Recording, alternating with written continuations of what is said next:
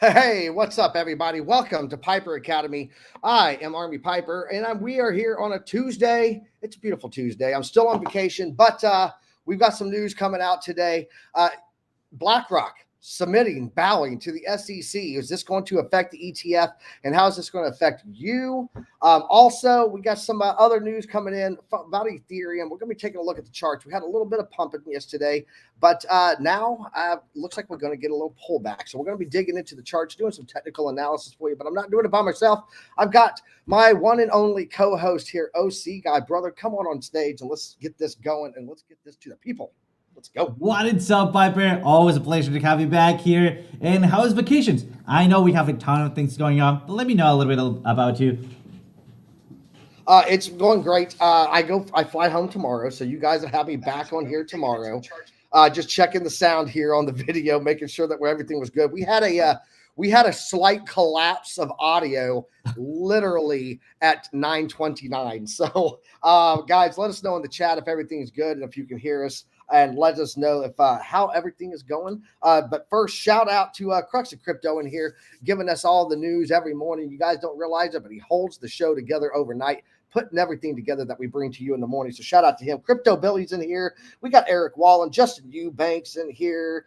Gia S with the blue wrench helping us out as always, along with Elo Brown. So guys, thanks for being here. Alex O Crypto, thanks for being here. We are always happy to have you guys join us. OC, we had some movement yesterday in the markets. So some things that we called out, we mostly Solana, I said was looking very bullish, and it had a really good run last night. But some of those things that I said needed to find support. If they were going to get through that resistance, they needed to find support on it. I think we might be going back to test those supports today. So one of those big ones, Bitcoin. Bonk also erased most of my 20% that I was down on my bonk yesterday. We'll take a look at that today on the charts too. But how are you doing, man? Like, what's going on with you? Talk to me for a second. Let me finish bringing up a couple of articles here while you cover down on me, and then we'll get into what I'm looking at here. Absolutely. So, I've been doing pretty good. As you may already remember that I was a little bit sick. It turned out to be a mild infection, stomach infection. I was not feeling not good at all. But like since yesterday, since Monday morning, I am 100% back on the track. And also yesterday, we were taking a look at a couple of trades or possible entries there. We also have a ton of alarms ringing one after another. So it's been a very interesting. Yes, it's been a very interesting Monday. I mean, kicking up with a 100% there, both in trading and feeling great. Awesome. Well, let's go ahead and jump into what we have here. So if you want to go ahead and share my screen, we'll talk about this first off, guys. We do have some info that came in on yesterday. Kind of gave us a little movement in the markets. I told you guys that the futures market and the traditional stocks looked like they were moving. NASDAQ absolutely ripping off the roof yesterday. So it's actually about to make a new all-time high. So we're going to take a look at that in a minute here. But let's take a look at crypto and see what we're seeing here on crypto, guys. The past 24 hours, Bitcoin up 2.4%, Ethereum up 1.7%, getting a little movement there of 5.3 on BNB. You know, is it making a rally? Is Binance going to survive this? I don't know. We'll have to wait and see. But yeah, they're up 5.3 in the past 24 hours. XRP with a very minor 1.2. And I posted yesterday my portfolio on X, and I said, what do I need to change here? You would be surprised how many people said, get rid of XRP. So I'm going to be taking a look at my portfolio in the future here to try to figure out what is the best way to move some of these things around. But matter of fact, I can show you guys if you haven't seen it. This is my primary portfolio. Maybe we hide everything. There we go. Taking a look here, guys, you can see that I've got quite a bit of XRP in here. Let me pull up my little chart. There we go. You can see here, there's my Bitcoin. 27.3% of my portfolio is Bitcoin. I've still got 23.2 sitting in USDC. So I still got a lot of dry powder here. But XRP is 0.9%, and they were like, get rid of that. Even less than a 1% is too much for some of our viewers, evidently, OC. So, yeah, that's what they were saying yesterday on that. But let's get back and see where we are in the top 10. OC's got the best hair in crypto. He does. I'm jealous of his hair. Unlike me, who's oh, come on. losing it all. So I just said, you know what? I'm not going to go down slowly. I'm just going to shave it off. I'm taking control here. Solana up 3.7% there. What else we got? Cardano up with the 2.3% gain run. And then Avalanche up a measly 0.5%. But Avalanche, to be fair, has done really good over the past month. I mean, you can see here in the 30-day, 87.3% gains on that compared to Cardano with the 55.6. And Dogecoin making a very minor run there. I think that's about it. Polkadot 1.9 and Chainlink right there. Chainlink slowed down a lot, man. Jeez.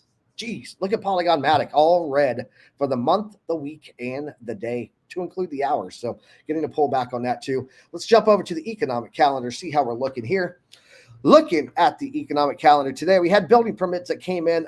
They actually came in at 1.46 million. Previously, the number of them was 1.49, almost 1.5 million. And the consensus on that was that it would be 1.47, 1.48. We came in just below that, not doing as well as they thought it would on consensus and forecast.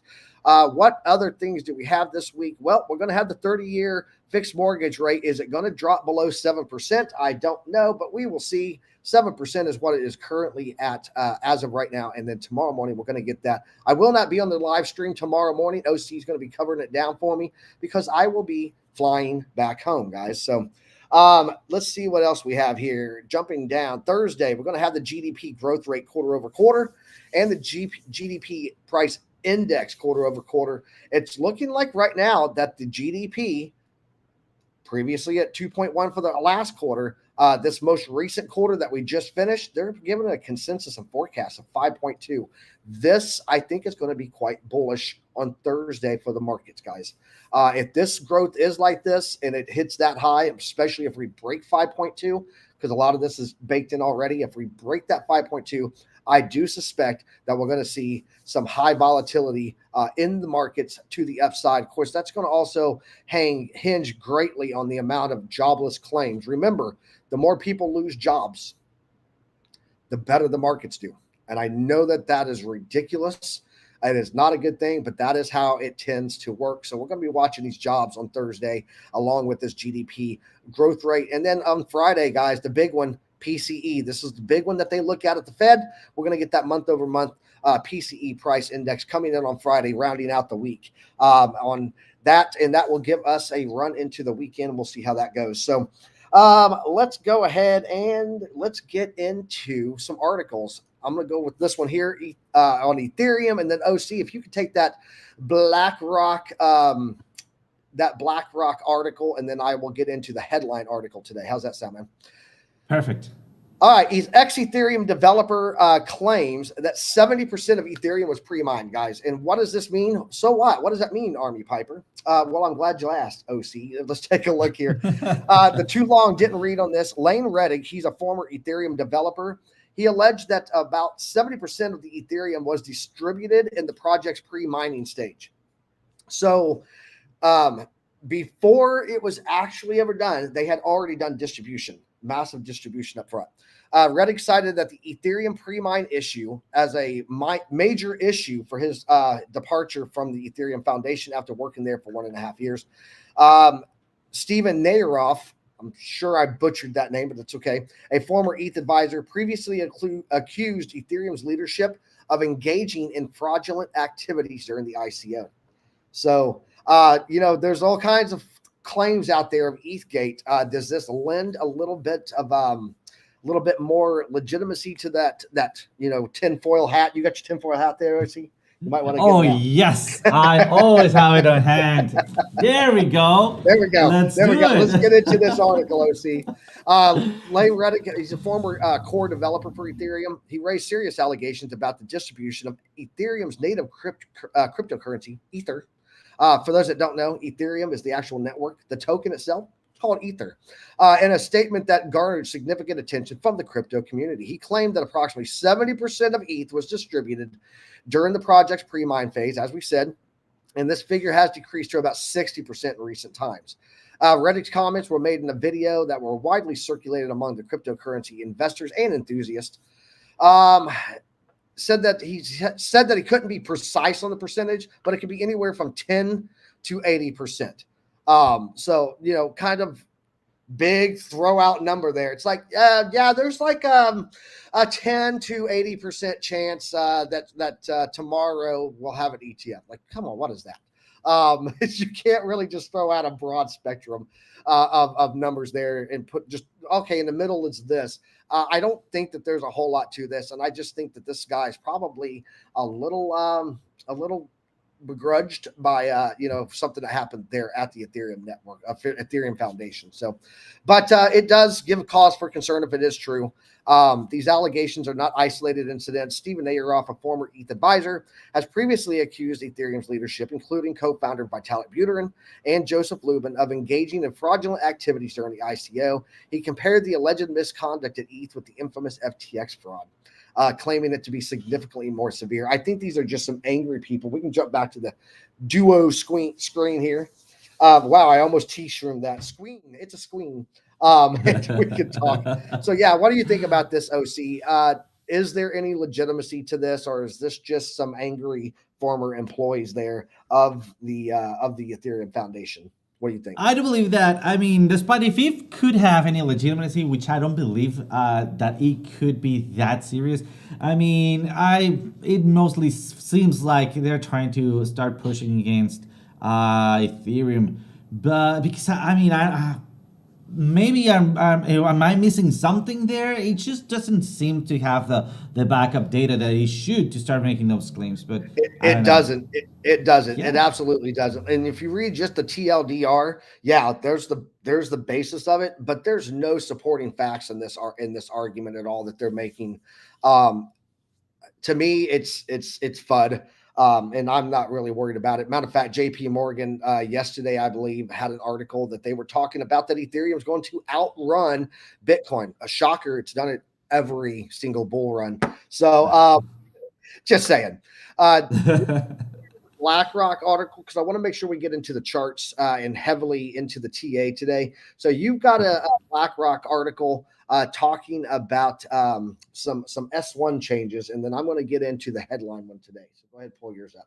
Absolutely. So BlackRock proposed spot Bitcoin ETF created ticker in latest filing with SEC. So let's take a look at a bit of this. So we already have a name, guys. So that is exciting. BlackRock's proposed spot Bitcoin exchange trade fund now has a ticker IBIT, right? Updated filing includes new language about here we go. About the fund's creations and redemption model. BlackRock proposed spot Bitcoin ETF was created with the ticker IBIT. According to an amended S1 filing on Monday with the Securities and Exchange Commission, the SEC. The update filing also includes new language about the creation and redemption mechanism to be employed by the fund.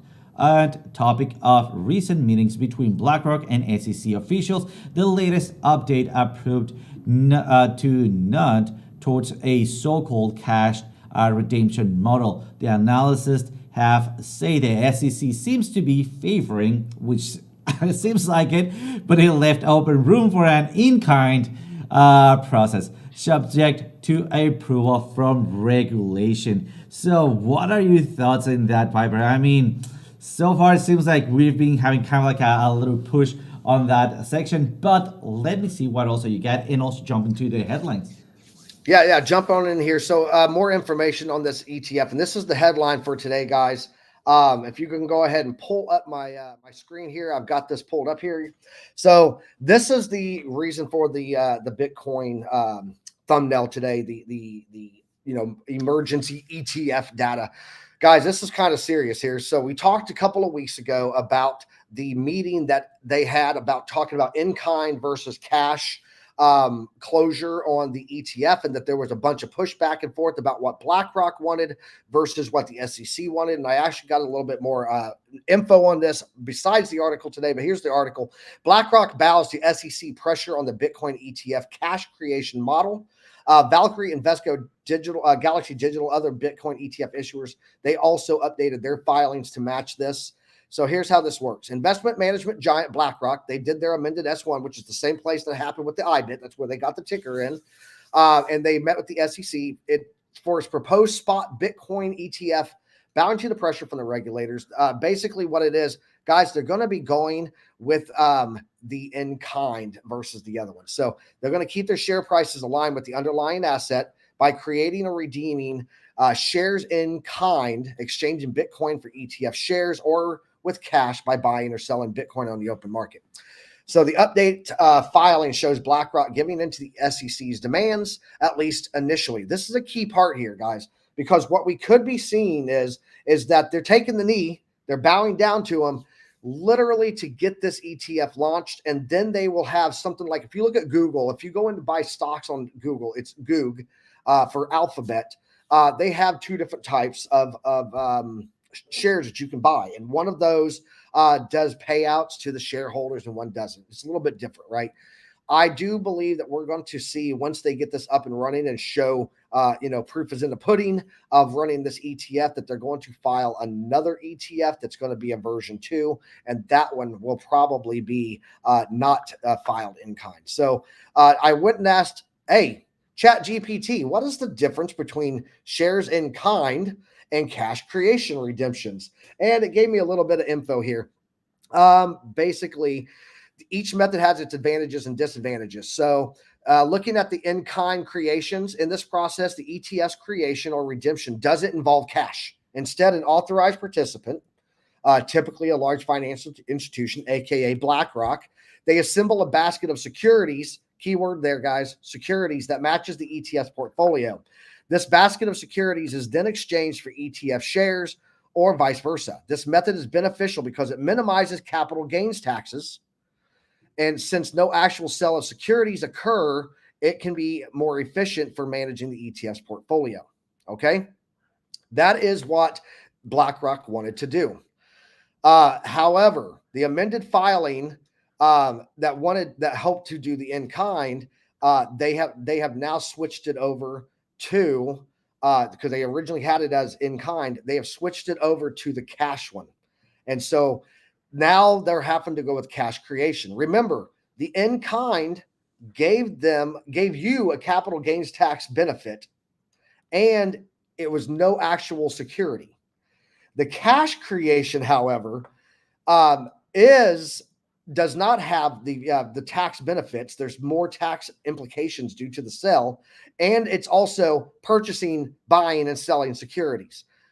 This is the one that the SEC wants. This is the one that BlackRock wanted. This is the one that BlackRock has now filed it to be. So here's the advantages and disadvantages for this, so you understand how this is going to play out for you, the retail investor. Shares in kind, the old way, the one that BlackRock wanted, it's more tax efficient, but it requires that the BlackRock AP to be able to assemble a basket of securities that match the ETF's holdings.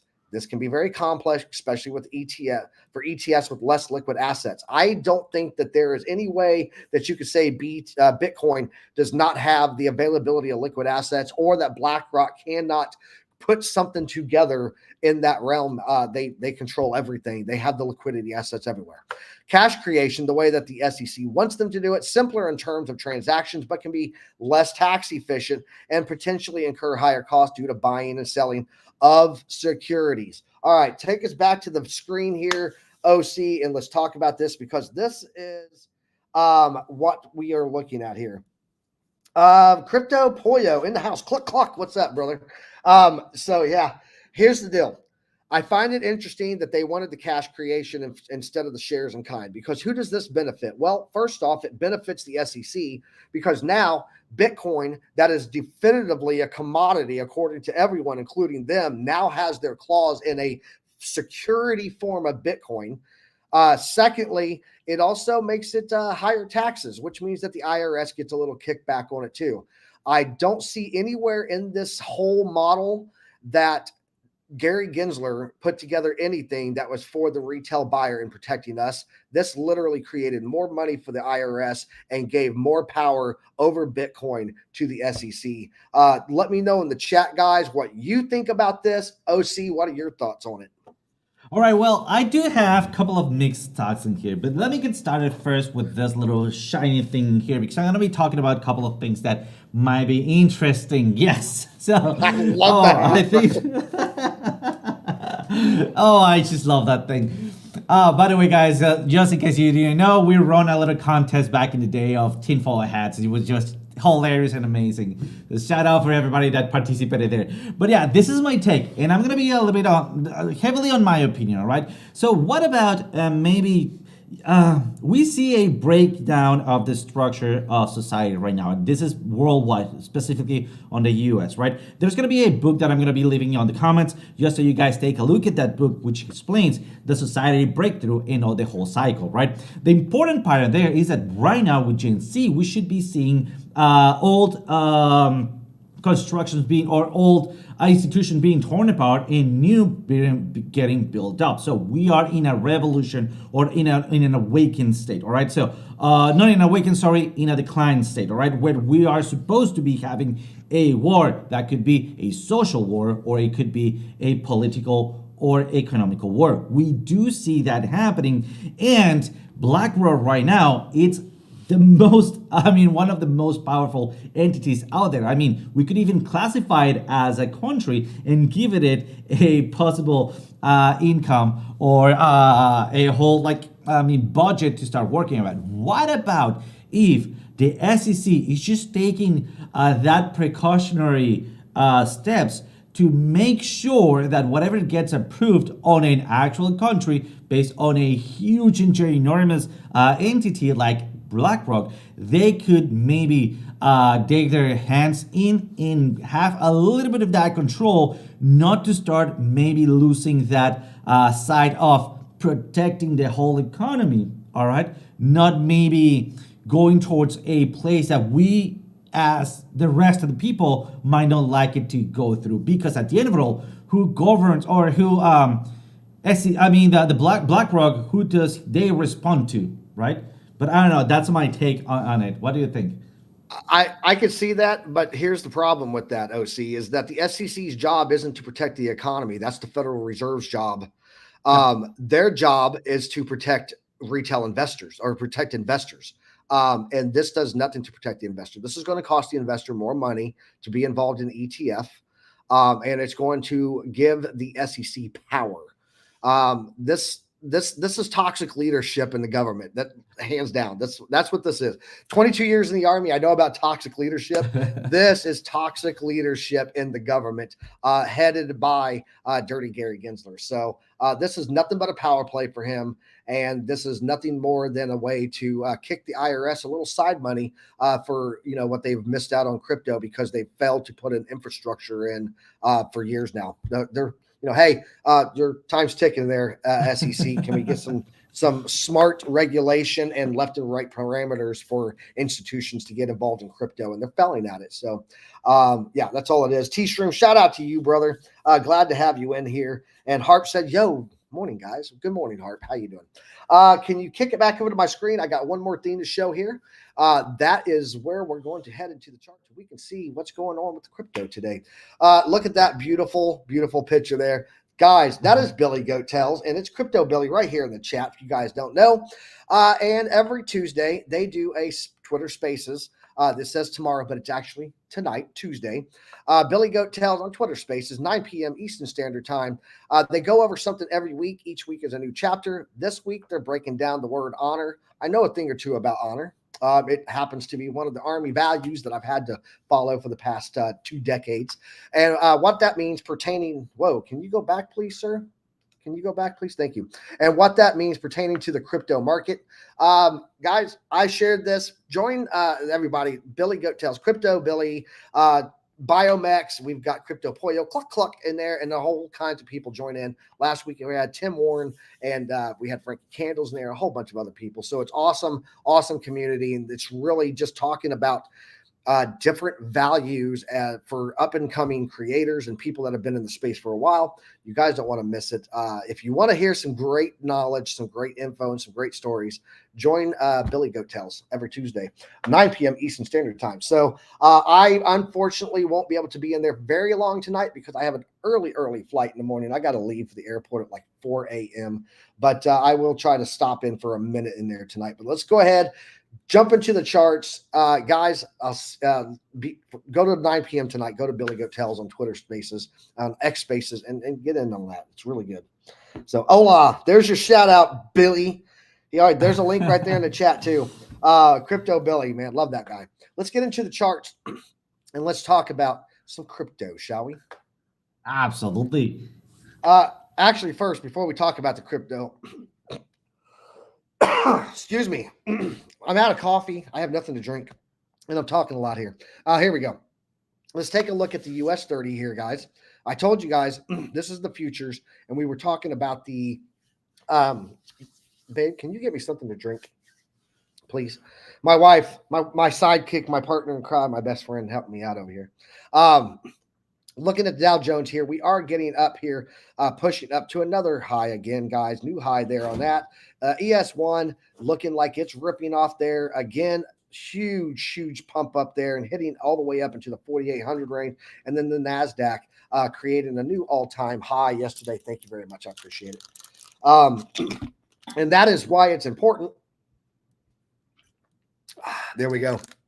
Got to have the lubrication for the vocal cords here. That is why it is important to be tracking what's going on, because with everything that you're hearing FUD every day in the economy, and we are not seeing that FUD play out from the investor's point. And when you look at stocks, that's typically your smarter investors, right? Well, I wouldn't say they're smarter. I think my crypto is going to outperform their stocks, but they're smart money. And so they are getting into these stocks when everything on the street is saying recession this and downfall that. Stocks keep moving, guys. I don't know what's going on with this. So I just wanted to show those because everything is moving hard there today. The Dixie getting some pullback today on the 4 hour, and it looks like we're going to be creating a new low. We had a nice point of resistance up here. I'm going to go ahead and turn on some indicators, and you can see what we got here. There we go.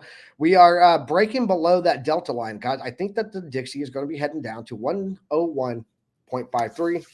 That's going to be inside of that trade band right there. And you can see that we got all that fighting that happened on that delta median there. That's where my green T box was out there. Shout out to TA Tim for the T boxes. If I take this and move this over some more, you'll see that's literally where our resistance zone was at also. And now we are looking like we have that target that coming in again, 101.53. Let's get into the crypto now that we got all that stuff out of the way, guys. We don't have an inverse correlation going on with the Dixie and Bitcoin right now. Where is it all going?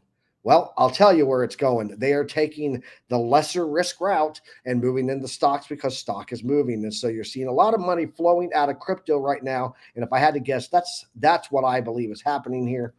You can see down today on Bitcoin, just this 1 4-hour candle here. That is 1.72%.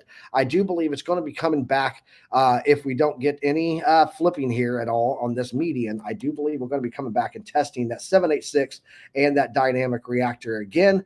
That is where we had our test yesterday. I told you guys we had the dynamic reactor. We were sitting there yesterday morning. I said, watch for the support. Well, we wicked down and hit that lower trade band. I do believe we're going to come back and at least hit that dynamic reactor and that trend assistant before we come back up. Let's get rid of the Mexican spaghetti here, courtesy of OC's Kitchen, and take a look at what we could be seeing here on the oscillators. We did get that downtrend arrow, gave us indication right here that we were going to be heading down. Shout out to Chart Prime. And now it looks like we're about to get that flip of the ribbon there. We're starting to get that pinch. We're getting a red candle on RSI Prime, and the signal line's coming down, giving us the indication that, yes, this candle and the next candle will probably be heading in that direction. So watch for that support in the ballpark of about 41,500 down to about 41,233 on Bitcoin. Let's go and take a look at Solana, and then I'm going to pass it over to UOC. Take whatever you want to run with. But right here, guys, we hit yesterday up into our red box again. It would have been about right where we at? Right in here that we were going live yesterday. I said, we're hitting this red resistance box. We just got to bounce off of here. We got to bounce off of here. Things are looking bullish. Well, that bullishness gave us a run all the way up to the 50% Fibonacci. That's that green line running across there. I thought we might hit up to the 77.3 because we had lots of rejections in that range there before. We didn't get that. It actually just made it to the 50, got a little punch up above it, wicked back down. Bears took control, and down it's coming. I'm going to be watching for about $71.25 to be a support range. If we break that, guys, then be watching again for another retest coming on this delta, confluence with the dynamic reactor, confluence with the trend assistant, and that is where we're going to get that bounce. I do think we're going to come down at least to 71.25, but be watching for that $67, $68 range down there. The reason I say that is, again, pinch of the ribbon, getting that red candle coming in on the Heikinashi RSI candlesticks there, and then again the signal line cooling off, losing that nice dark green, getting a little bit lighter green here, probably going to be turning to yellow very soon on the Ichimoku oscillator, all courtesy of Chart Prime. Guys, these bottom two right here and this one, they are both free. You just go into indicators, type in Chart Prime, all one word, and you'll see RSI Prime near the top. Near the bottom is the Ichimoku oscillator. So if you guys want to get those, they're fantastic for giving you a little bit of foresight on what price could be doing. So even if you don't have the premium indicators from Chart Prime, which if you want them, you get 45% off down below. But if you don't have them and you're just using T-boxes and using, simple horizontal and diagonal trend lines, this will give you some other ranges or other indications of momentum, price direction, and all that. So yesterday, real fast before you take over, OC, I do want to show. Yesterday, I saw, I believe it was Eric Wallen or Elo Brown. I can't remember which one. I'm sorry. But he asked about doing the T-boxes and how you do them. You just click right here where the draw tool is. You can go to rectangle. And like say I'm thinking that we're going to get a bounce here because we had resistance and then we broke it. I would just do my range in there. You can set this down into the candles a little bit, and then up to the tops of some of those wicks, and that will give you your bounce range. And if you look and see what happened after those rejections, we came back down and bounced right in. It also had confluence there with the dynamic reactor. So that's how you do a T-box. It's just a rectangle. I call it a T-box because Tim uses them all the time, and TA Tim, he's one of my mentors also. Dig the guy. Great TA from him. And now we just tag team because I've learned so much from him and everyone else and myself and a lot of research. That's why you guys join us here at Piper Academy, because everything that it took me to learn all the time, I'm trying to truncate it down for you guys. So, OC, what you got, man? Take it over. Absolutely. So first of all, let me do a shout out for Jenna X that she was talking about, where we have that little session where we tune up, we help her out to tune out her indicators. So that was a very fun. Oh yeah, I see. So, look, I was just talking to Jenna X in here, just running down through stuff. Hey, Jenna X, if you guys don't know, that's my wingman. She's awesome. You guys should go and follow her show if you don't have access, if you don't follow her already. Crypto Billy or somebody, can you drop Jenna X's link down in the chat? Because got to support the wingman. Got to support her. Absolutely. Also, I wanted to do a quick shout out to Crypto Billy, and also thanks for that invitation. I'll make sure to be and go around that show tonight, and maybe if I'm allowed to, maybe do a little bit of speaking there. So thank you so much for that. So I want to go over Bitcoin, and guys, you're gonna be seeing that right now up here. I don't have all of my indicators because this is the one that I use for the private session in Chart Prime, but I want to give you a little side of those pairs that we were looking at yesterday, and also how am I trading Bitcoin, because at this point I do see it with a little bit more of moving downside, but I also want to show you how I take advantage of those micro movements there. Just so you know, I define myself as a 4-hour scalper, so I try to take as many trades as I can on the 4-hour time frame. All right, so that could also translate into something else, but let's take a look at what I'm seeing here. So first of all, you'll see that I have a very neat trend line happening here. Also, I'm in a sell signal here, but I'm not able to break through that resistance or that support, which is the dynamic reactor. All right, so I'm bearish, but I'm not able to break through a support that usually kind of like gates me or gets me to a ranging zone. All right, and nothing that I can define as a range. It is equal parts or equal forces between above. All right, let me start cleaning that spaghetti. Above and below the zero line on that oscillator. All right, and as we can see, we defined it that we broke below, broke above, broke below, broke above. So we are in a range, and we can see that also right here on our consolidation score. So we are at number 5 here. So basically, it's telling us we are in consolidation. Remember that as we start moving up, like 7, 8, and 9, it's telling us that we are close to be breaking that consolidation score. All right, and my prime score says that I'm bullish, which at this point it's leading me to believe that I should be up ranging. And am I up ranging? Well, then it seems like I'm barely up ranging, but I am up ranging right there. All right, so first things first, base of the range. All right, top of the range. If I kind of like know where are those going to be those limits, well, then the next thing that I need to use is maybe one support and resistance, and then I had it all figured out. I need to move with careful, and also and this is my strategy, guys.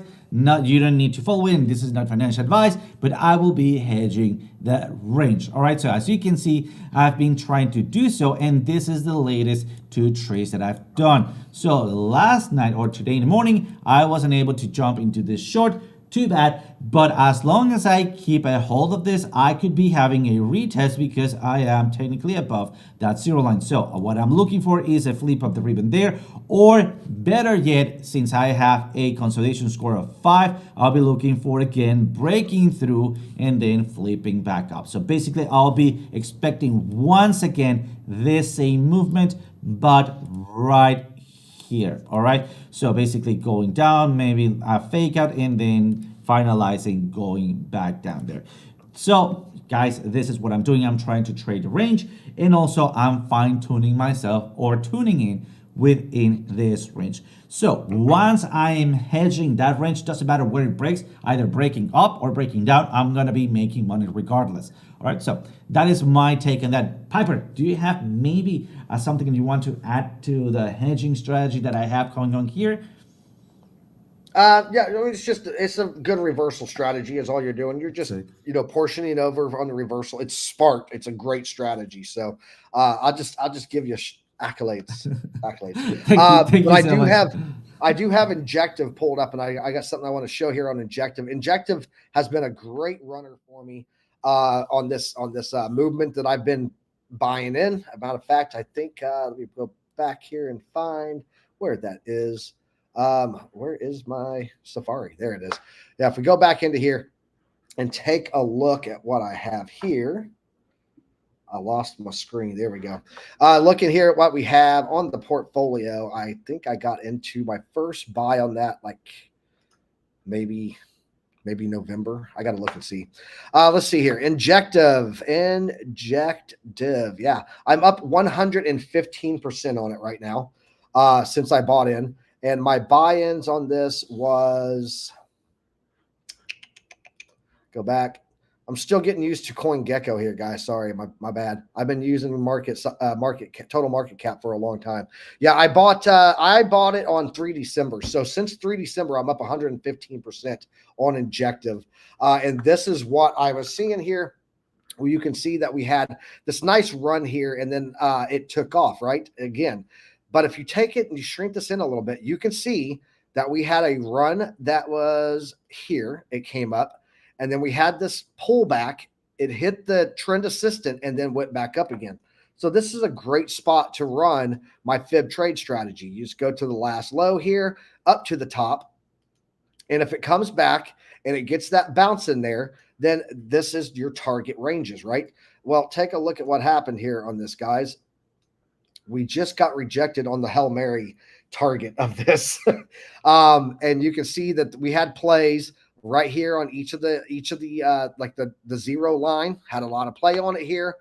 We had a lot of play right here on the 382, negative 382. We didn't have much play here on the 618. It kind of just got rejected and then busted through it.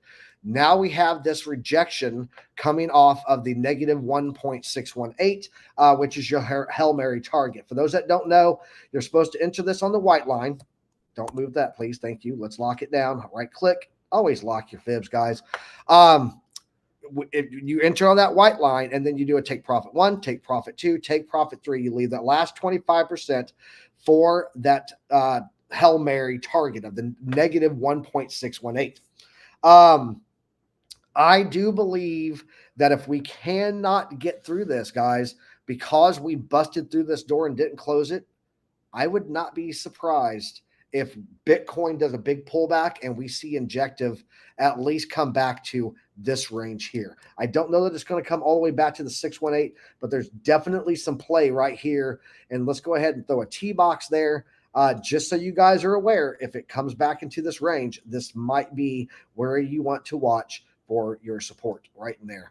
That's going to be between 31.05 and 29.50-ish in that ballpark. But if it breaks through that 1618, guys, then we've got a whole nother game to play here, and it's just going to keep going. I am still holding my Injective. I'm not going to do anything with it. Up 115% on it. I'm going to continue to let it run. But yeah, that's what I got for Injective. Guys, let us know in the chat.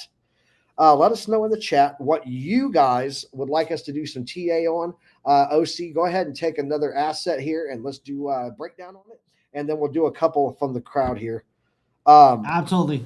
So yeah. I have PETH, Optimism as SMCI because those are been moving very finely right now. So PETH, we've been looking at 15 minutes time frame here because we don't have enough data to start trading the 4 hours. So I mean, too bad, but it's been moving a little bit fast in here. And yesterday on the private classes, we took a beautiful trade. So I was just talking about a possible Wyckoff scenario here. But as always, we don't take things for granted. So we start looking at other alternatives. So we had the second alternative by going back at supporting here. All right. And I was not able to catch it right there. So I just set up my entry. And on the second chance, look at that. There always is a second chance for everybody. So I got mine, took it in, broke that triangular pattern, go for that retest, broke through and rebound in here on the oscillator. And look at that beautiful movement. As I went back inside that dynamic reactor, I closed that trade. And as you might also remind, my CME calling is not about the breakout, it's about the retest. I waited for confirmation here for a breakthrough there and then enter for a short. So far I'm writing that short, not financial advice. So how far could we be going? Well, then this is a great opportunity to start looking at, for example, our support resistances or our EMAs. So let's jump into the EMAs that we have on our strategy here. So let's just let it hold there. Let's go to the 15 minutes and start using what we got. Also, remember that I am looking at a bigger range where this is the ranging zone. All right, so this is the second or the third possibility which is playing out right now. So it's going down the range, V-shaped recovery, high, not higher. Well, then technically, all right, that higher than this previous one. So I am looking at the next support here.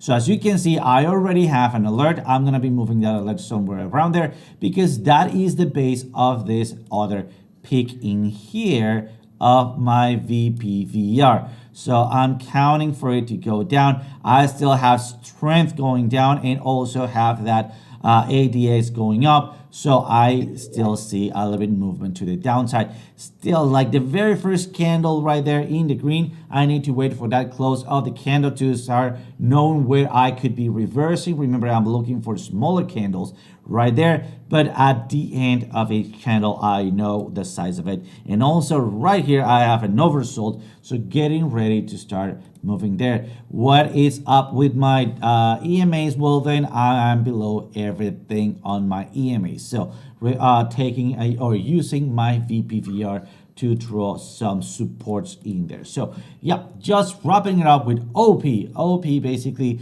took this little trading here, went out at zero loss, in fact on 50% out right here, and then going back down to that dynamic reactor. I lost this entry. I did not enter there. It's too bad for me. Well, then I'm just waiting for the next movement. What is the next movement? It's not about the breakout. I'm breaking through this trend line and also through this trend line. It's about the retest, and it seems like I am about to be retesting right there. All right, it's not a for sure zone, but I'm also taking a look at a possible reversal right here. So I could be looking at the previous lows in here, all right, or a right now keep flipping and moving up. So I'm taking a look at what's going to be happening on the next candle on OP and taking a decision either where to enter, here or here, as I have flip of the ribbon, only with confirmation with flip of the ribbon. I should be throwing it back to you, Piper. Do you have something else that you want to show us? Perfect. Yep. Let's do it. Arsan asked for some CAS. So let's talk about some CAS, guys. Kicking CAS. There we go. So yesterday we were talking about this, and I said, guys, look, it's very possible. Let me put this on a 4-hour here. I said it's very possible that we could be heading down to this this phase 4. And well, because we had hit it, and I said this could be. I said look for it to bounce up and then come back down. That's what I said. I had to remember what I said. I said look for resistance here. If we can't get above this, then we're probably going to come back down to this range, and very likely could be heading back to the dynamic reactor. Well, if we go back to the daily and look at the dynamic reactor, it's coming in pretty close down here on phase 3. So here is my advice for TA analysts to put on their charts. And then you can make your calls off of that. This is my guidance on your charting today, guys. Do this here. Put a horizontal line on your 11.2. That is where we have the phase 5 golden pocket. All you do is just do a little drawing line there, okay? Put that on there. Look at your phase 4, which is going to be at 0.0956-ish range. Put that on there. And now you've got those. That is going to be your little trade range that we're going to watch here. If it breaks above, then you might be looking on a retest for your chance of a long. If it breaks below, then you might be looking at your chance for a short on the retest.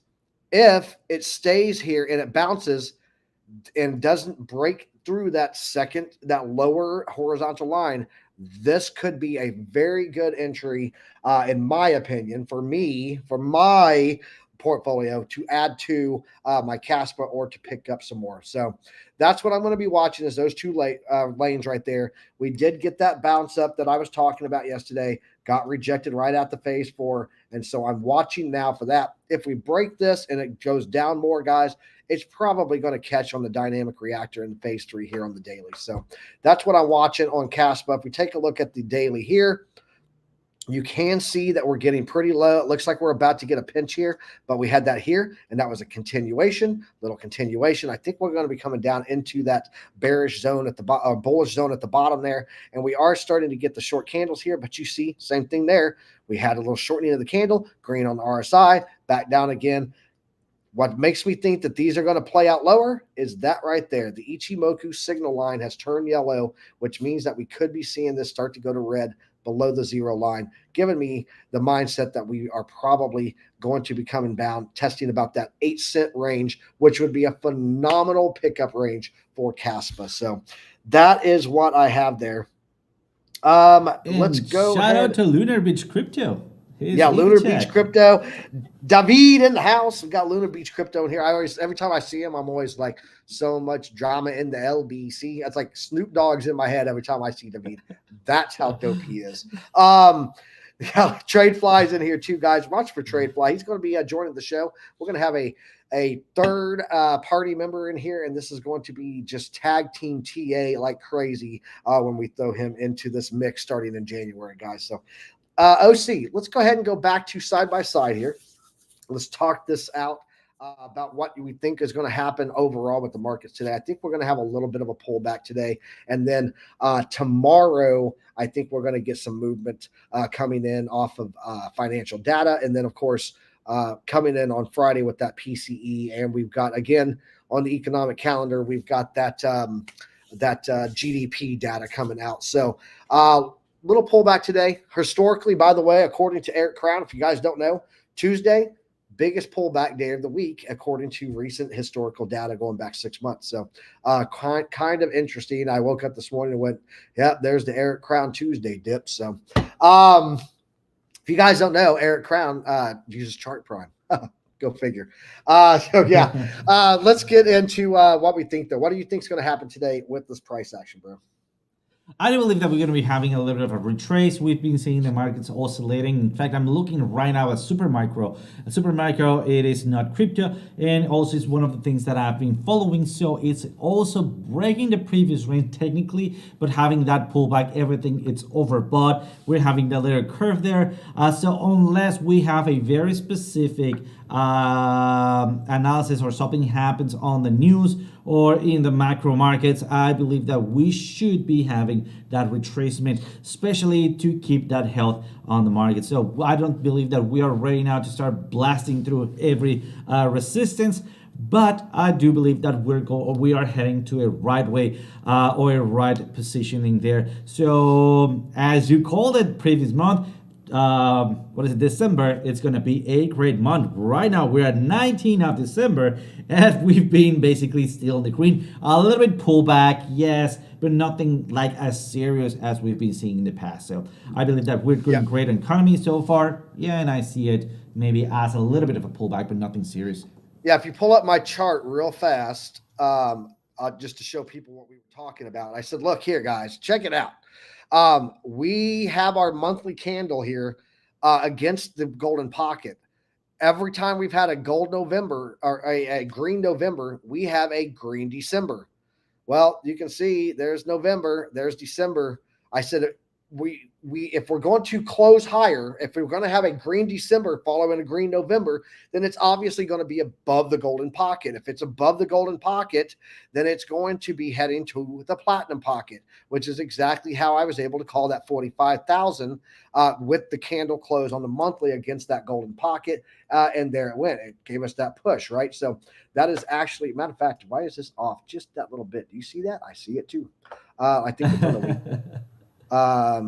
Yeah, it's on the weekly. Okay, cool. But yeah, you can see here that we were pushing right against that. I was like, because we're pushing against the golden pocket, we're going to head up. So yeah, that's how I knew to make that move and make that call for 45K Bitcoin for December, because following historical trends. Trends are your friend. And that was the trend, was that we do a move up in December after a move up in November. So, and if you break golden pockets, you typically head to the platinum pockets. So now let's jump back to the thing here. Let's close this out and wrap it up. May I kick a little something for the G's? Yes, exactly, Justin Eubanks. Yes. Man, good times. All that, see that old school hip hop music just takes me back to my younger years, man. You guys may not know this, but long ago, before I joined the military after 9/11, I was in the nightclub business. And one of my jobs was DJing. So I DJ'd, bartended, everything else until I joined the military. So yeah, so I used to play all the beats. So sit there, just reminisce back to my younger days. Guys, thanks for joining us today on Piper Academy. Tomorrow, OC is going to be holding it down for me as I'm flying back to El Paso, Texas, to my land of sand. And he's going to be doing that. And then I will be back with you on Thursday morning, giving you guys all the alpha, the news, and what you need to have knowledge, because knowledge is profit. That's why. So, hey, share this out, guys. If you guys got anything off of this value today, go ahead and hit that like button. If you're new here, hit subscribe, hit that notification bell, get notified every time we go live. If you guys want the best coffee on the planet that I miss a lot because I've been on vacay, check out Legendary Aviation Coffee, link down below, and get 10% off. Help support the show.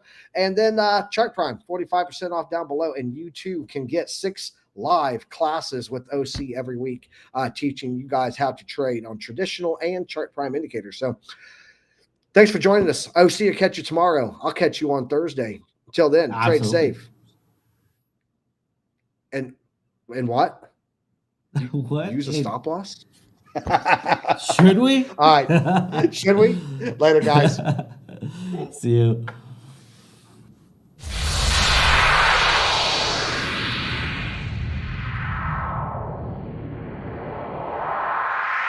That was awesome, dude!